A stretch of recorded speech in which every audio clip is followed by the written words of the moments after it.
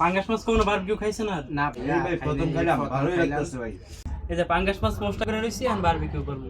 নেটের মধ্যে দিয়ে দিতেছি আমাদের পাঙ্গাস মাছ বারবিকিউ। বন্ধুরা কয়লা কিন্তু রেডি, এখন মাছটা দিয়ে দিব। এই যে আজকে পাঙ্গাস মাছ বারবিকিউ রেকর্ড করবো, রেকর্ড। যে এখানে দর্শক আছে, মাছের সাথে দিয়ে দিলাম পেঁয়াজ করা বারবিকিউ। আজকে পেঁয়াজও বারবিকিউ করে খাবো। দর্শক মাছটা কিন্তু অর্ধেক হয়ে গেছে, এখন আরেকবার মশলা দিয়ে দিব। এই যে হচ্ছে বারবিকিউ মশলা দিতেছি, দোনো সাইডে ভালোভাবে দিতে হবে, ঠিক আছে? বারবিকিউ মশলা দেওয়া শেষ, এখন মাছটা আবার পরে দিয়ে দিব। আলহামদুলিল্লাহ দর্শক, আধা ঘন্টা পর আমাদের পাঙ্গাস মাছ বারবিকিউ কিন্তু রেডি। মাছের সাথে আছে চিকেন তান্দুরি, এটাও আমরা বারবিকিউ করে খাবো কয়লায়। দর্শক আমাদের পেঁয়াজ এবং তান্দুরি দুইটাই কিন্তু হয়ে গেছে, চলেন এবার খাওয়া যাক। দর্শক আমাদের মাছ, তান্দুরি, রুটি এবং সাথে একটা আমাদের হাতে বানানো সস আছে। তো এখন আমরা খাবারটা খেয়ে দেখি কেমন হলো পাঙ্গাস মাছ।